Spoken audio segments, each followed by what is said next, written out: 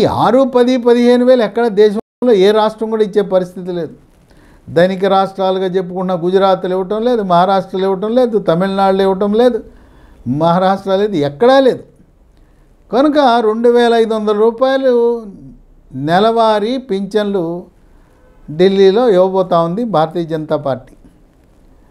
ఇక మనము ప్రతి నెల మహిళ ఖాతాలో 1500 రూపాయలు వేస్తానని చంద్రబాబు నాయుడు చెప్పాడు.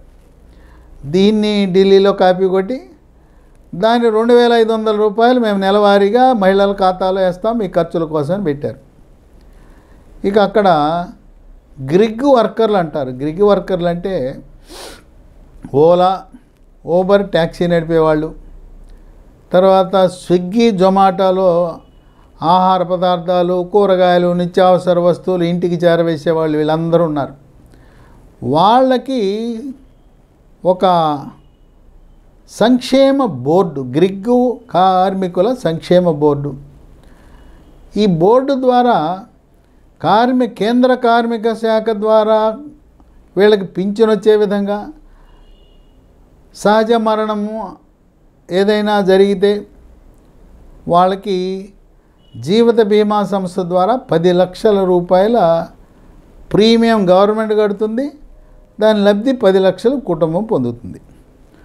అలాగే ఇళ్లల్లో పని వాళ్ళు ఉన్నారు.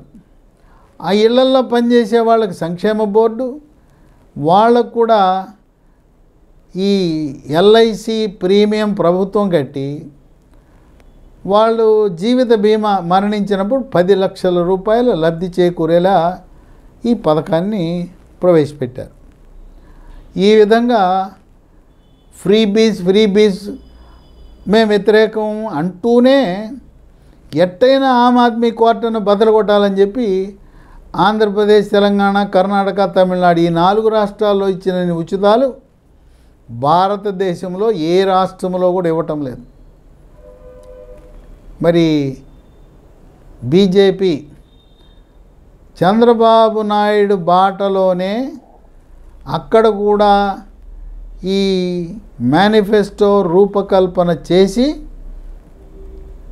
అక్కడ ప్రధాన నాయకులు 3 అడ్రస్ లేకుండా ఓడగొట్టేశారు. కేజ్రీవాల్ పార్టీ వ్యవస్థాపకుడు, ముఖ్యమంత్రి, అట్లాగే ఉప ముఖ్యమంత్రి, ఆ ఉప ముఖ్యమంత్రి మనీష్ తివారీ, ఇక 3వ కీలకమైన వ్యక్తి సత్యేందర్ జైన్.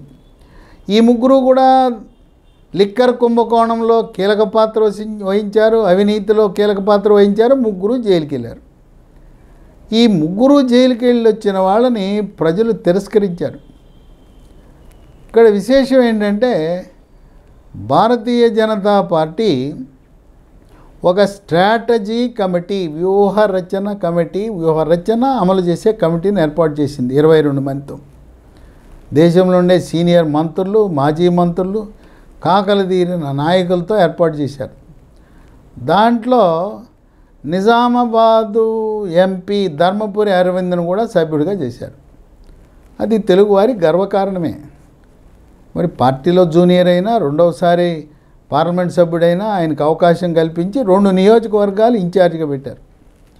ఈ 2 నియోజకవర్గాలు, ఒక నియోజకవర్గం జంగ్పురాలో అక్కడ ఢిల్లీ ఉప ముఖ్యమంత్రి మనీష్ సిసోడియా పోటీ చేశాడు. అరవింద్ వ్యూహంతో ఆయన ఓడగొట్టాడు. 2వ నియోజకవర్గం ధర్మపురి అరవింద్కి ఇన్ఛార్జిగా ఇచ్చింది ఆర్కేపురంలో కూడా చాలామంది తెలుగువారు ఉన్నారు, దక్షిణాది వాళ్ళు ఉన్నారు. వ్యూహాత్మకంగా అక్కడుండే ఆమ్ ఆద్మీ పార్టీ అభ్యర్థిని ఓడగొట్టి బీజేపీని గెలిపించాడు. అంటే ధర్మపురి అరవింద్కి ఇచ్చిన 2 కూడా విజయం సాధించే విధంగా అతను పావులు కదపటం తెలుగువారికి వారిచ్చిన గౌరవంగా మనం భావించాలి. ఈ విధంగా భారతీయ జనతా పార్టీ బూత్ దగ్గర నుంచి, అలాగే ప్రతి పేజీలో ఉండే ఓటర్లకు ఒక వ్యక్తిని ఇన్ఛార్జిగా పెడతారు.